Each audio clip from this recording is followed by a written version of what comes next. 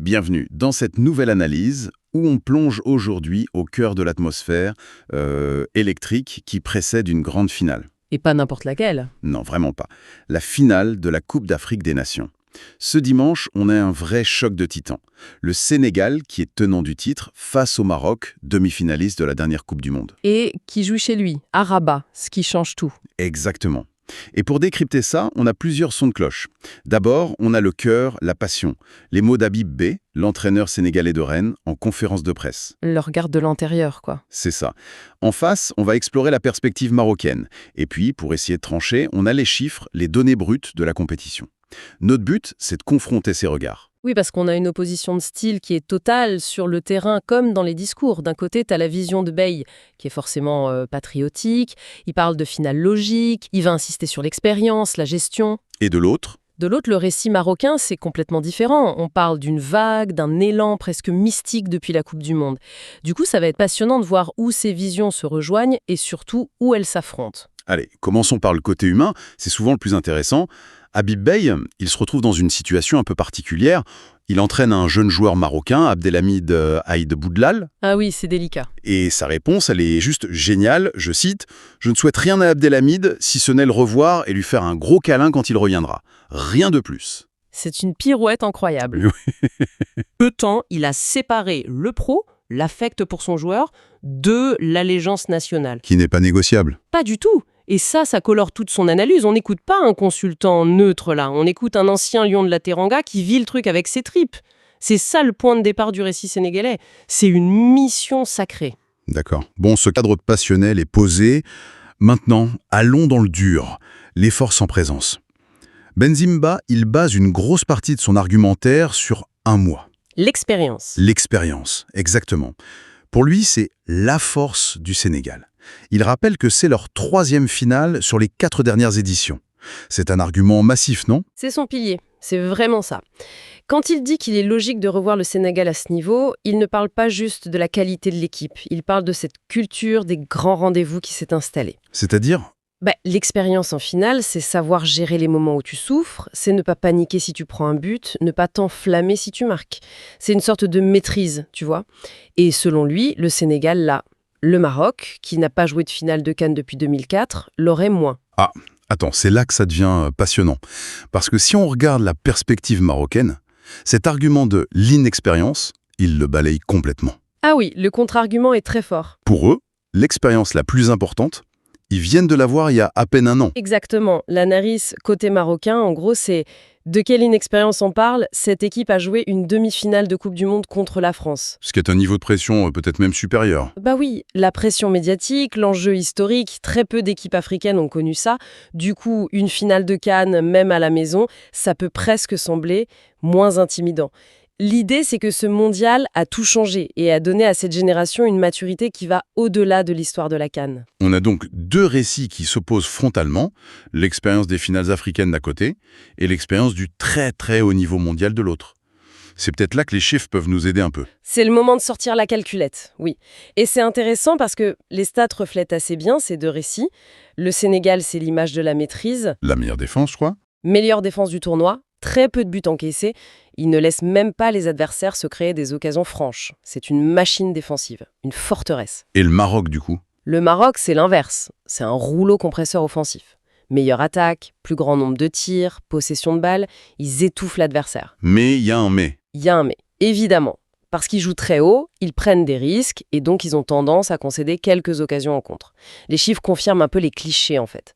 La solidité sénégalaise contre la furia marocaine. C'est intéressant que tu dis ça parce que Bahia, justement, il insiste sur la capacité tactique du Sénégal. Il prend l'exemple du match contre l'Égypte où ils ont su battre ce qu'il appelle un bloc bas. Oui, et ça c'est un point technique super important. Ça veut dire quoi concrètement? Un piège pour les grandes équipes. En disant que le Sénégal a trouvé la solution contre l'Égypte, Beye envoie un message. Lequel? En gros, il dit « On sait tout faire, on peut défendre et contrer, mais on sait aussi être patient et construire le jeu si vous nous attendez. Quelle que soit votre stratégie, on aura la réponse. » C'est un message direct pour le Maroc. Revenons sur un point clé que Beye a soulevé, le fait de jouer à domicile. Pour lui, pour le Maroc, c'est une arme à double tranchant. Il parle de pression populaire. C'est le grand débat classique. Et nos deux perspectives s'affrontent violemment là-dessus. Baye, lui, il voit cette ferveur comme une source de crispation. Si ça ne se passe pas comme prévu. Voilà. Si le Maroc ne marque pas vite, le stade peut commencer à s'impatienter, les joueurs à devenir nerveux, ça se tient. Mais du côté marocain, le discours est à 180 degrés. Ils ne voient pas ça comme de la pression. Non, ils parlent d'une vague. Pour eux, le public, c'est le 12e homme, une source d'énergie inépuisable qui va les soulever comme au mondial. C'est fou quand même. La même réalité, un stade de Rabat en feu peut être vu comme un poids ou comme une arme. Ça dépend juste de la couleur du maillot que tu portes. Et c'est toute la clé psychologique du match, en fait. Laquelle de ces deux prophéties va se réaliser? Est-ce que le Sénégal, avec son calme, va réussir à faire douter le public? Ou est-ce que le Maroc va juste tout emporter sur son passage? Et ce qui est fort, c'est que Bey, malgré tout ça, il reste très respectueux. Il dit clairement, c'est une équipe qui joue bien au football. Oui, il ne tombe pas dans le dénigrement. Il légitime son adversaire. C'est malin. Ça donne encore plus de valeur à l'exploit qu'il espère pour son pays. On a parlé de tactique, de psycho, mais au final, au-delà du match, qu'est-ce que ça représente? Baillet conclut avec une phrase très forte, presque poétique. Laquelle? Il dit « Je souhaite qu'on puisse mettre une deuxième étoile au-dessus de notre drapeau ». C'est magnifique, cette phrase, parce qu'on dépasse le cadre du match. Une étoile sur un maillot, c'est entrer dans la légende. Ce n'est pas juste un trophée de plus. C'est marquer l'histoire. C'est ça. Pour le Sénégal, cette deuxième étoile d'affilée, ce serait la validation ultime. La preuve que le premier titre n'était pas un accident, mais bien l'avènement d'une génération dorée qui domine son continent. C'est une question d'héritage. Il justifie ça d'ailleurs en disant « Je pense qu'on le mérite sur ces dernières années ». Alors, je comprends l'émotion, mais ce concept de mérite dans le sport, est-ce que ça existe vraiment? Le Maroc ne le mérite pas tout autant. C'est une excellente question. Et ça montre la limite de l'analyse passionnée. Le mérite, c'est un concept de supporter. Pour Bey, la régularité du Sénégal, 3 finales en 4 éditions, ça crée une forme de légitimité. Mais si tu te places côté marocain... Le récit du mérite est encore plus fort. Bah oui. Ce serait la consécration d'une équipe qui a changé l'image du football africain dans le monde entier. Ce ne serait pas juste la domination d'un continent, mais le couronnement d'une ambition mondiale. La fin n'est pas la même. D'un côté, c'est confirmer. De l'autre, c'est conquérir. Et Beillet lui-même, il le sent bien. Juste après, il tempère avec un réalisme assez froid. Il ajoute « Mais il y a un adversaire en face qu'il voudra autant, voire plus que nous. D'autant plus qu'ils sont à domicile. » C'est la synthèse parfaite. Cette phrase boucle la boucle. Oui, elle contient tout. Son rêve, le respect pour le rêve de l'autre, et la reconnaissance du facteur qui peut tout faire basculer. C'est l'essence d'une grande finale.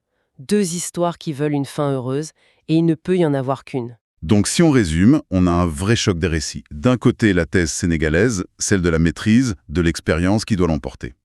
En face, le récit marocain, celui d'un élan historique, d'une vague populaire. Et les chiffres, au milieu, qui nous montrent 2 styles opposés, la solidité contre l'audace. La quête de la confirmation contre la quête de la consécration. C'est exactement ça. La 2e étoile pour le Sénégal ou le couronnement pour le Maroc. Et pour laisser une dernière pensée, la vraie question, au fond, c'est de savoir ce qu'est une finale. Est-ce que c'est un match où la logique de la compétition, la forme du moment, le talent offensif finissent toujours par gagner? Et dans ce cas, l'avantage serait au Maroc. Probablement, oui. Ou alors, est-ce qu'une finale, c'est un événement totalement à part? Un duel psychologique où la gestion de la pression, la solidité, l'expérience des moments qui comptent deviennent les seuls facteurs décisifs? Et là, la balance pencherait plutôt du côté du Sénégal. Exactement. Toute la rencontre, tout le spectacle de dimanche se résume finalement à cette seule question.